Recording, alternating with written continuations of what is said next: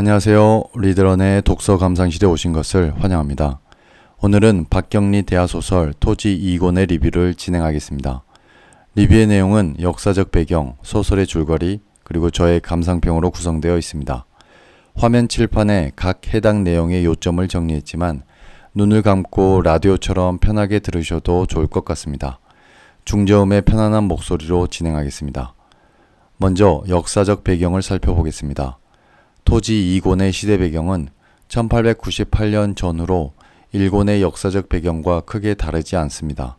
그러므로 오늘은 동학농민운동의 3대 지도자 중 하나였던 김계남에 대해 살펴보는 것으로 역사적 배경을 가름하겠습니다. 이 김계남을 모티브로 해서 만든 소설 속 인물이 바로 구천리의 부친이자 동학당 대장 김계주라고 합니다. 우리가 동학농민운동하면 가장 먼저 떠오르는 인물은 녹두장군 전봉준입니다. 하지만 전봉준에 비해 부족함이 없고 오히려 더 혁명적이고 급진적이었던 김계남은 동학운동사에서 늘 전봉준의 그늘에 가려졌었습니다. 김계남은 동강 김씨의 자손으로 양반 출신 또는 중인 출신의 선비 집안에서 출생했습니다. 전봉준보다 2살이 더 많은 김계남은 젊은 나이에 동학교도가 된 뒤 자신의 이름인 김기범을 버리고 10개 남역 남의 한자를 써서 김계남으로 이름을 바꿉니다. 남쪽을 열겠다는 의미이죠. 이름에서도 알 수 있듯이 김계남은 대단히 혁명적이고 급진적인 인물이었습니다. 전봉준, 손화중, 김계남은 3대 동학농민운동의 지도자로서 고부밀란부터 1차 봉기, 전주성 점령까지 함께합니다. 이때까지만 해도 전봉준이 총대장, 손화중과 김계남이 총관령으로 굳이 서열을 따지자면 김계남은 공동서열 2위 정도였습니다. 이들은 힘을 합쳐 전주성을 점령했으나 이후 전주화약을 맺어야 하는지 여부를 가지고 의견이 갈렸다고 합니다.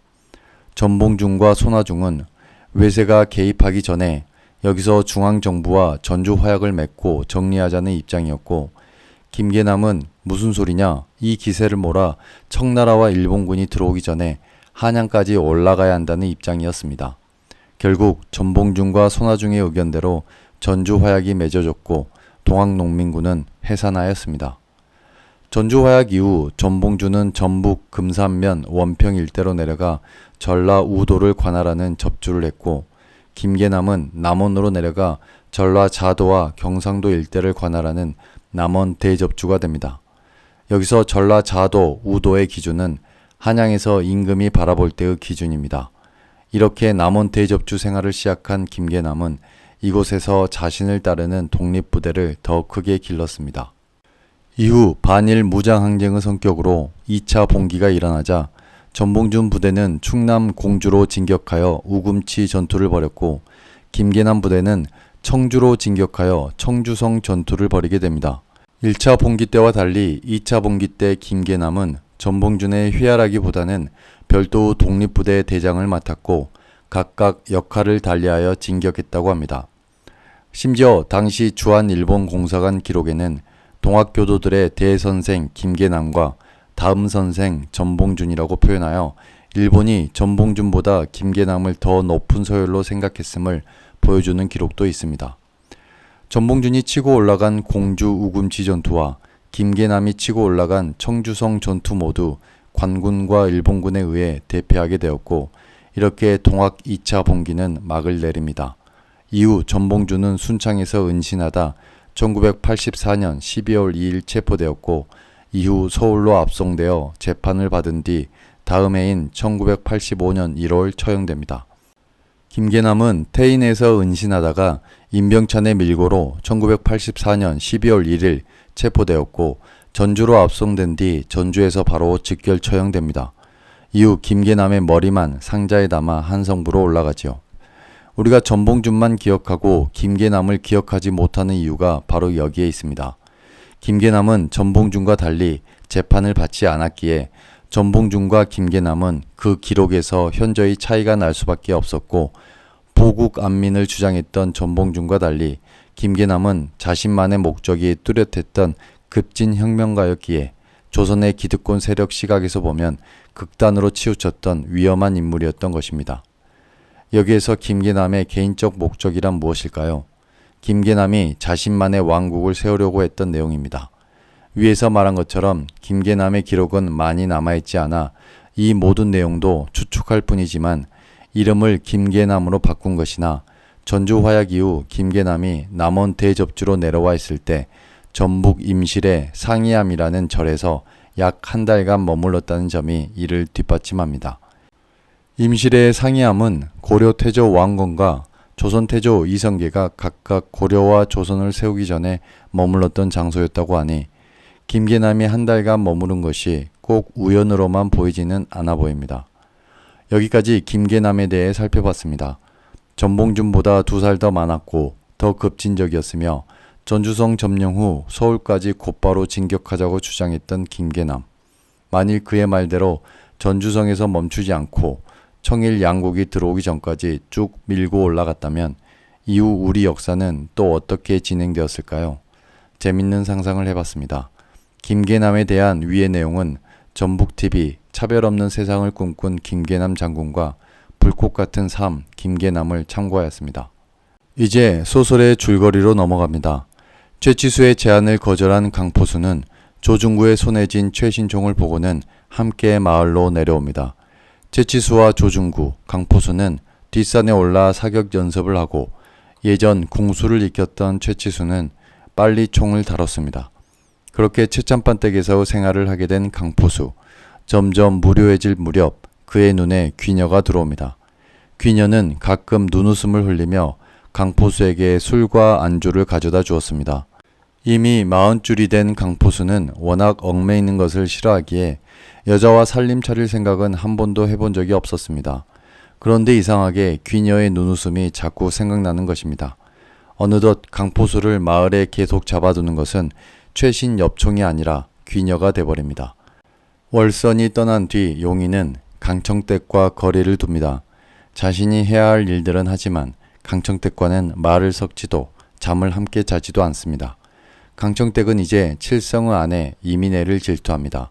그녀가 자꾸 용희에게 눈웃음을 친다고 생각하고 이민애는 강청댁이 너무 드세서 용희가 안쓰럽다고 생각합니다. 이래저래 강청댁과 이민애는 서로를 싫어하지요. 치수는 윤씨 부인에게 무난 인사를 드렸습니다. 치수와 어머니의 대면은 13살 이후부터 늘 싸늘하고 차가웠습니다. 칼과 칼이 맞닥뜨리는 순간이자 단련된 쇠붙이와 쇠붙이가 맞부딪히는 순간이라고 작가는 표현했습니다. 지금부터 두 모자가 왜 이런 상황이 되었는지 과거를 회상하며 사건을 재구성해 보겠습니다. 절에서 100일 기도를 마치고 돌아온 윤씨 부인은 시름시름 앓기 시작했고 문희호는 윤씨 부인에게 태맥이 흐르는 것을 알게 됩니다. 당시 윤씨 부인의 남편, 즉 치수의 부친은 젊은 시절 노루고기를 잘못 먹고 요절했기에 윤씨 부인의 몸에서 태맥이 흐르는 것은 있을 수 없는 일이었습니다. 문희호는 영곡사 우관 스님에게서 윤씨 부인이 절에서 100일 기도를 하고 있을 때 절에 숨어 지냈던 동학당 접주 김계주로부터 겁탈당한 일을 듣게 됩니다. 이제 왜 윤씨 부인이 시름시름 앓고 있는지 알게 되었습니다. 윤씨 부인의 시어머니 조씨 부인은 아무것도 모른 채 무당 월선내를 부릅니다. 무당 월선내는 미리 맞춰진 계획에 따라 아씨에게 붙은 원기가 떨어지지 않아서 지금 아픈 것이라며 절에서 한 해를 보내야 살 수 있다고 거짓으로 말합니다. 다음날 윤씨 부인과 갓난 어멈, 바우아범은 절로 들어가고 다음해 봄에 다시 돌아옵니다. 이는 치수가 13살 때의 일입니다. 이때부터 치수는 월선내의 딸 월선이를 괴롭히기 시작했습니다. 어머니를 절에 보낸 월선내가 미웠겠죠. 치수가 월선이를 괴롭힐 때면 무당 월선내는 치수 앞에서 두 손을 빌며 신령님 앞에서 거짓말을 했으니 자신이 천벌을 받을 거라고 얘기합니다. 절에서 한 해를 보낸 어머니가 드디어 가마를 타고 돌아옵니다. 돌아오는 어머니를 보겠다고 멀리서 달려간 치수에게 윤씨는 싸늘한 눈빛을 주었습니다. 이때부터 모자 사이에는 보이지 않는 강물이 흐르기 시작합니다. 이유를 알 수 없는 거부였습니다. 무슨 까닭으로 자유로웠던 어머니가 남보다 먼 사람이 되어버렸는지 모를 일이었습니다. 이 일이 있은 이후 치수의 소년 시절은 더욱 어둡고 고독해졌고 신경질적인 성격은 차츰 잔인성을 띠더니 방약 무인의 젊은이로 성장하게 됩니다. 이제 독자들은 문의원, 갓난어멈, 바우아범, 무당 월선내, 영곡사 우관스님까지 윤씨 부인의 출산을 위해 입을 맞췄고 1년이 안 되는 기간 동안 절에 있으면서 낳은 아이가 바로 구천이, 즉 환이라는 것을 알게 됩니다. 치수를 가까이 하지 못한 것은 아들 치수에 대한 죄의식과 젖꼭지 한번 물리지 않고 버린 다른 아들 환희에 대한 연민이 맞물렸던 감정이었습니다. 그렇게 윤씨 부인은 20여 년 동안 치수와 환희 그 어느 편에도 기울 수 없는 저울에 추가되어 살아왔던 것입니다. 그리고 동학난이 일어났던 1894년 여러 양반집들이 동학당들에게 당했고 최참판댁에도 수많은 무리가 들이닥쳤습니다. 일가 몰살을 각오한 윤씨 부인은 안방에 앉은 채 사태를 기다리고 있었는데 무리들은 행랑에만 득실거릴 뿐 정작 안채에는 얼씬도 하지 않았습니다. 이때 동학무리 대장 김계주가 윤씨 부인을 찾아옵니다. 부인, 나를 한번 쳐다보시오. 나 김계주요. 나를 용서하시오. 살아주어서 고맙소. 윤씨 부인의 눈길이 사나이에게로 갔다. 사나이는 소년 같은 미소를 머금었다. 장대한 몸집이 부드럽게, 아니 가냘프게까지 흔들리고 있었다. 환희가 부인의 아들이 장부가 되었소. 사나이의 목소리는 잠시 잠겼다. 그 말을 내 입으로 전해드리고 싶어서 이렇게 왔소. 얘가 아닌 줄 아오. 처음부터 나는 그런 사내였소. 내일 아침에는 무리들을 데리고 이곳을 떠나리다. 기어이 아무 말씀도 안 하시는군. 그 도도한 양반의 피에 경의를 표하고 그럼 안녕히 계시오 부인. 사나이는 아까와는 사뭇 다른 자조의 웃음을 머금고 작별 인사를 했다. 이렇게 김계주는 무리를 이끌고 최참판댁을 조용히 떠납니다. 다른 양반집들은 불도 지르고 학살도 하며 떠들썩하게 지났지만 최참판댁만은 조용히 떠났기에 훗날 모종의 거래가 있거나 최참판댁에서 동학당을 후원한 것이 아니냐는 소문도 돌았지만 내막을 알지 못하는 사람들의 말은 그저 풍문으로 끝났습니다.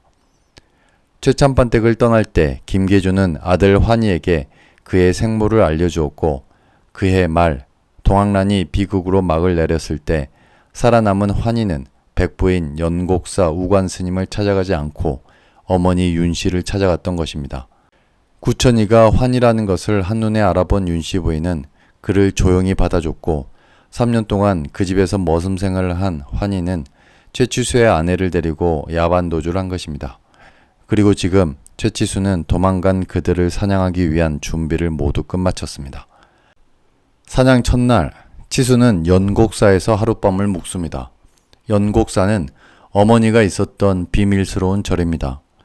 치수는 연곡사 주지 우관스님에게 비명에 갈 한 사내를 위해 쌀 100석을 보시하겠다고 말한 뒤 연곡사를 떠납니다. 이제 본격적인 사냥이 시작됩니다. 어느 정도 날이 지났습니다. 치수와 강포수는 드디어 산에서 구천이를 발견하게 됩니다. 구천이를 발견한 치수와 강포수는 계속 추적하지만 함께 간 머슴 수동이의 방해로 놓치게 되고 그 뒤 구천이의 흔적은 다시 찾을 수 없었습니다. 추석이 다가왔고 치수 일행은 다시 마을로 내려갑니다. 한편 치수가 사냥하러 산속에 들어간 사이 칠성과 귀녀는 삼신당에서 계속 만남을 가졌습니다. 아들 씨 하나만 받으면 된다는 일념이었습니다. 아들 씨를 받고 최치수를 죽인 뒤 그 씨가 치수의 씨라고 윤씨 부인에게 얘기하면서 안방을 차지하고 앉는 것이 귀녀의 원대한 계획이었습니다. 그러던 중 매일 이 시각만 되면 인기척이 느껴진다며 나와봤던 봉순내에게 귀녀는 들키게 됩니다. 봉순내는 직감적으로 귀녀가 무슨 일을 꾸미고 있다는 생각이 들었습니다. 추석을 지내기 위해 치수와 함께 마을로 내려온 강포수는 귀녀에게 조고리를 선물했고 귀녀는 강포수가 자신을 좋아하고 있다는 것을 눈치챕니다. 강포수는 야심한 밤 칠성이에게 가는 귀녀를 잡고 다른 쪽 산으로 끌고 갑니다. 귀녀가 가만히 생각해보니 어차피 꼭 칠성이의 씨일 필요가 없었습니다. 강포수의 씨든 칠성이의 씨든 누구의 씨든 받아서 아들을 임신하면 그만이었지요. 그렇게까지 생각이 미친 귀녀는 강포수에게 몸을 허락합니다. 귀녀와 강포수는 그렇게 사랑을 나눴고 다음날 강포수는 치수와 함께 다시 사냥을 떠납니다. 이렇게 추석을 쐴 다음날 2차 사냥이 시작됩니다. 산을 샅샅이 뒤지지만 이미 영곡사 우관 스님에게 도움을 청한 구천이가 지리산에 있을 턱이 없습니다. 며칠이 지났습니다. 사냥이 끝난 저녁 강포수는 치수에게 나리의 사냥을 도운 대가로 귀녀를 달라고 어렵게 얘기하지만 치수는 귀녀를 주면 사람도 죽여줄 수 있겠는지 물었고 대답을 듣기 전에 눈을 감고 잠을 청합니다. 다음날 어젯밤 일이 찜찜했던 강포수는 사냥 도중 산돼지를 명중시키지 못했고 선불 맞은 산돼지가 수동을 들이받아 수동은 다리를 다치게 됩니다. 이를 계기로 이들은 다시 마을로 내려옵니다. 최치수가 마을로 내려올 때쯤 귀녀도 드디어 태기를 느낍니다. 이제 뱃속에 든 씨앗이 아들이고 최치수가 죽으면 이 원대한 계획은 성사되는 것입니다. 마을로 내려온 최치수는 강포수를 일단 산으로 올려보내고 진지상을 들여오는 귀녀에게 대뜸 말합니다. 내 인연! 그래, 애는 뱉느냐? 귀녀의 얼굴은 파랗게 질렸습니다. 그러나 이내 곧 강포수를 따라 산으로 가겠느냐? 라는 물음이 이어나오자 치수가 전혀 다른 이야기를 하고 있다는 것을 알게 되고 비로소 여유를 찾습니다. 강포수 혼자 생각이고 자신은 절대 그러고 싶지 않다고 말하며 치수의 방을 나옵니다. 이제 귀녀의 마음은 급해집니다. 천천히 때를 봐서 치수를 없애려고 하였으나 치수가 윤씨 부인에게 강포수에게 귀녀를 보낸다고 얘기라도 해버리면 그것으로 자신의 계획은 모두 무산되는 것입니다. 귀녀는 급하게 평산을 불렀고 자초지종을 들은 평산은 그날 밤 초당에서 혼자 자는 치수의 목을 삼끈으로 졸라 죽여버립니다. 그러나 이 모든 과정을 지켜본 한 여자가 있었으니 바로 마을의 미친 여자 또출레입니다. 또출레는 당시 마을에 꼭 한 명씩 있는 미친 여자였습니다. 지금으로 말하면 동네 바보형과 같은 느낌이죠. 여튼 이런 또출레가 치수가 이미 죽어있는 초당에 불을 질러버리고 이런 그녀의 돌발 행동이 귀녀와 평산의 계획을 도와준 꼴이 됩니다. 이제 귀녀는 미친 연기력을 선보입니다. 그녀는 치수의 장례식 내내 서럽게 울었고 장례식 이후에는 매일 무덤가를 찾아갔습니다.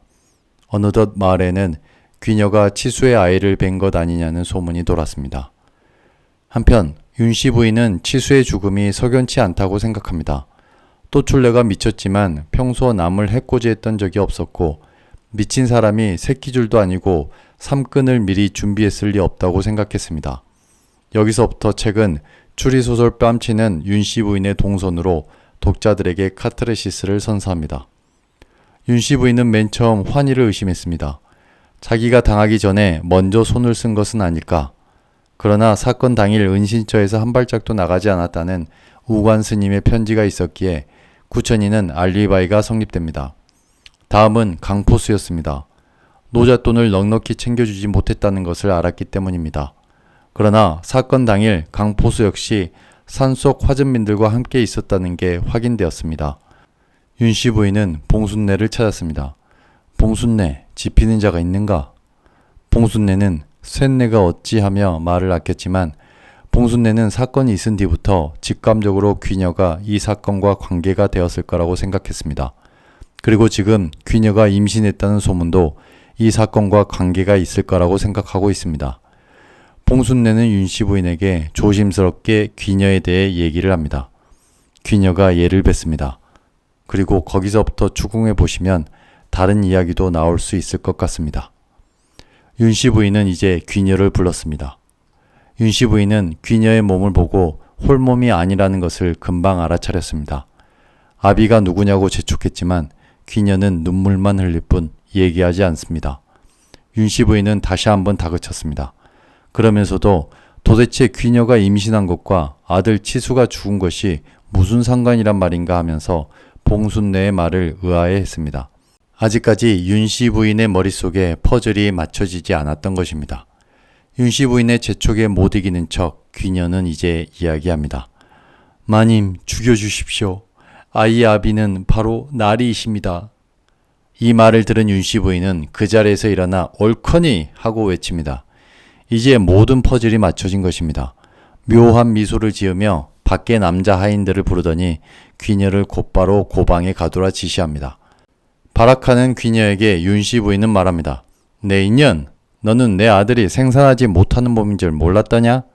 네가 내 아들을 죽인 진범이구나. 고방에 갇힌 지 사흘 만에 귀녀는 아이의 아비가 칠성이라고 밝혔고 칠성이를 잡아다 족치니 다시 평산을 불었습니다. 이렇게 사건의 전말이 모두 드러났고 그들 셋은 관하로 끌려갔습니다. 사건이 있은 후 평산의 아내 하만댁은 거복이, 한복이 두 아들을 두고 나무에 목매달아 죽었습니다. 이를 발견한 마을 사람들이 하만댁을 나무에서 끌어내렸고 목맨 줄과 그 나뭇가지들을 차지하기 위해 사람들은 조용히 앞다퉜습니다. 죽은 사람의 영혼이 있기에 환자에게 좋다는 미신 때문이었습니다. 하만댁이 목매달았다는 얘기를 들은 칠성이의 아내 이민혜는 자식들과 함께 밤에 몰래 마을을 떠납니다. 용이, 윤보, 한조 등 마을 남정네들은 산에 올라 하만댁을 묻어주었고 장남 거복이에게 어미의 무덤과 제삿날을 알려줍니다. 거복이는 가만히 듣고는 달려가 나무에 자신의 머리를 사정없이 찍었습니다. 이는 거복이의 성격을 그대로 드러내는 장면이었습니다. 그렇지 않아도 거복이는 봉순이의 이마에 상처를 남겼던 적이 있었는데 훗날 거복이와 봉순이의 이야기가 어떻게 펼쳐질지 궁금해졌습니다. 여기까지가 토지 2권의 줄거리입니다. 2권에서는 왜 채치수가 지금과 같은 성격을 갖게 되는지에 대해 친절하게 설명해줬고 그로 인해 독자들은 채치수와 그의 어미 윤씨 부인의 사이가 지금처럼 될 수밖에 없었던 이유를 알게 됩니다. 모든 사연을 다 알게 된 독자들은 치수와 구천이 그리고 윤씨 부인 모두가 갖고 있는 각자의 사연을 이해하게 됩니다. 저는 솔직히 최치수가 죽을 때만 해도 귀녀가 윤씨 부인의 대를 이어 최참판댁의 가문을 이어가고 서희가 귀녀 손에 크는 곳으로 이야기가 전개되겠구나 싶었습니다. 그런데 윤씨 부인이 그것을 딱 막아내면서 모든 것을 권선징악의 결말로 만들어버렸으니 막판 윤씨 부인의 카리스마는 저에게 새로운 재미를 가져다 주었습니다. 토지 2권에서는 1권에서 시작했던 많은 이야기와 굵직한 사건들이 모두 해결되었고 최치수와 귀녀, 평산 등 가장 센 캐릭터들이 한꺼번에 모두 사라졌습니다. 토지 2권의 마지막 차례 제목이 종말과 발화인데 모두가 사라진 이 상황을 작가는 종말이라고 표현한 것 같습니다. 그럼 발화는 무엇일까요? 아마도 살인과 관련된 집안의 후손들을 이야기하는 것으로 보여집니다. 이후 3권부터 시작되는 새로운 이야기가 기대되는 이유입니다. 다음 주 토지 3권으로 찾아뵙겠습니다. 감사합니다.